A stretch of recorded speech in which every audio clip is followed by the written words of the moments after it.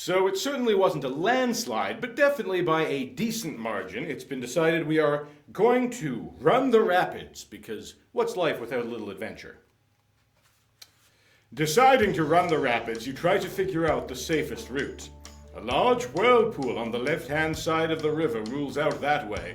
The center is full of rocks. It seems it will have to be the right-hand side. Heart pounding, all senses alert. You start out for the rapids with Edward and Slick Rock. Here we go, Slick Rock yells. You barely move forward when a huge wave splashes over your head, ripping the paddle from your hands. There is nothing that you can do now. The river has you in its control, the current pulling you toward the whirlpool. Round and round you spin until suddenly the raft is flipped over and you are pushed under. Looking up, you can see only water! It takes just a few seconds before you are pushed deeper and deeper into the whirlpool, but it is hours before your body washes ashore. The end. Okay, let's walk around the rapids. Let's see what happens there, because I think we chose the wrong option.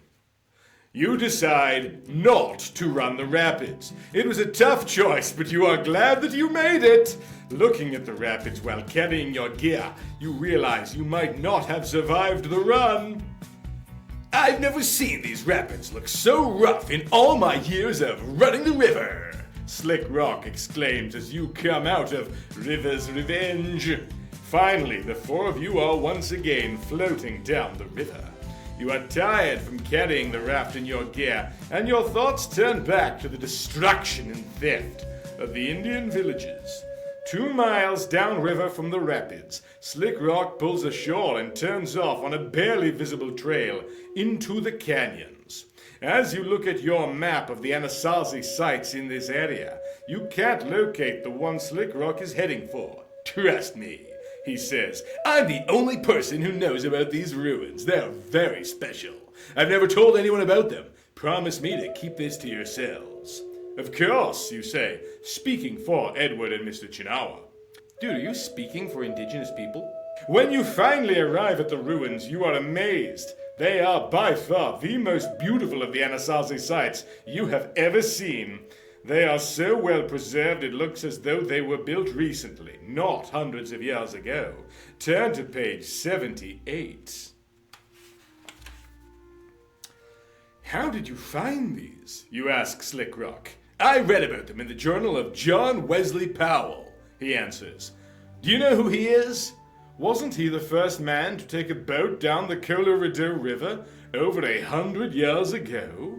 Slick Rock looks at you with surprise. Yes, he was.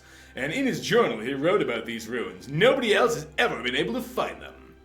The small mud houses blend in with the cliffs, perfectly camouflaged. Inside the ruins are beautiful pots. You pray that thieves never find them. They belong here in the canyon where the Anasazi left them. There is a timelessness to this spot, a majesty that makes you feel calm and at peace with the world. You know, I would argue that they might belong in, like, a museum. That belongs in a museum! Specifically, like, an indigenous cultural center kind of museum, not the imperialistic kind, the British Museum kind. You don't put these in, like, the Chicago Field Museum. Put these in... I don't know what the appropriate body would be for Anasazi sites, but like if there's like a Blackfoot Cultural Center near here, like I'd give it to those guys personally. Anyway, you take a few photographs and brush away your footprints so that the site is left exactly as you found it. Turn to page 61. Returning to the rafts, you, Edward, and Mr. Chinawa explain to Slick Rock that you are trying to catch the thieves and stop them from destroying the sites. You also explain to him that you hope to find out what really happened to the Anasazi Indians and why they mysteriously disappeared. Slick Rock listens to what you have to say and then carefully replies, I've tried to figure out the same thing myself. I've spent quite a lot of time studying the Anasazi and their way of life. After all my research, I think I've come up with a valid theory as to why they disappeared so suddenly. Can you share it with us, you ask? Turn to page 33. I think that the Anasazi were attacked by the Aztec Indians, Slick Rock proposes. The Aztecs were a very large tribe that lived in Mexico. They used human beings for their sacrifices to their gods. It's my belief that they captured the Anasazi and used them as sacrifices. I know this theory is unusual, but I feel it in my bones. These old villagers talk to me of fear and death, as well as of the joy of their lives. Slick Rock, you ask, would you come with us to help in our search? Rubbing his chin with his thumb, Slick Rock thinks for a moment, then answers, I would love to join you. It would be my destiny. Then consider us a team, you say. We are honored to have you join us. No, my friends, Slick Rock answers thoughtfully. It is all of us who honor the Anasazi. Mr. Chinawa has to get back to Shiprock to finish a case, but you and Edward make plans with Slick Rock to meet in Moab after your rafting trip has ended. Turn to page 53. This is a long one.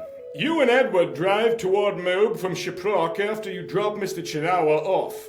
I really think we're going to do it, you say. I think the three of us are going to catch the thieves and solve the mystery of the Anasazi.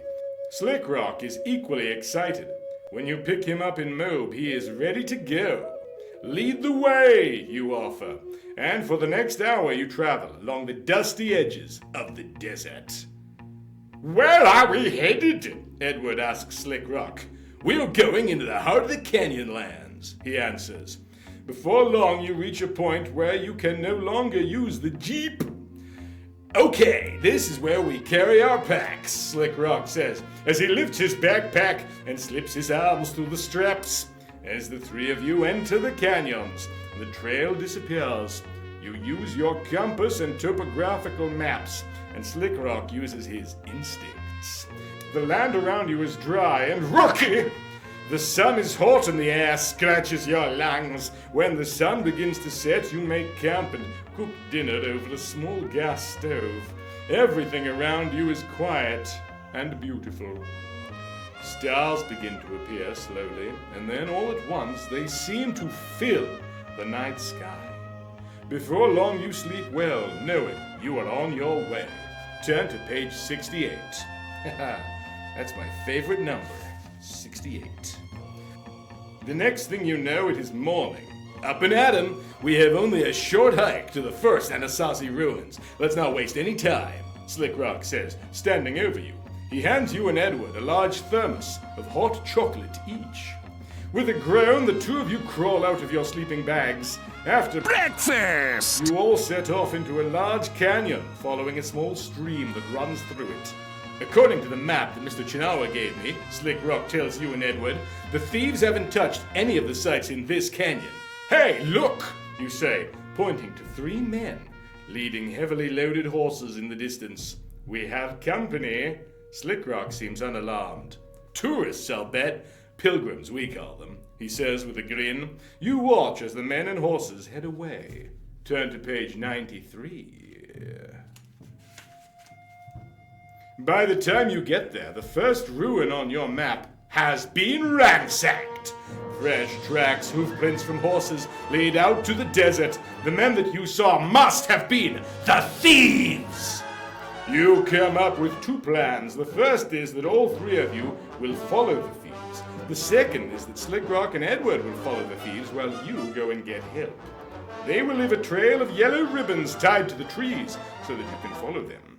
If you choose to go with Edward and Slick Rock to follow the men, turn to page 80. If you decide to go for help alone, turn to page 76.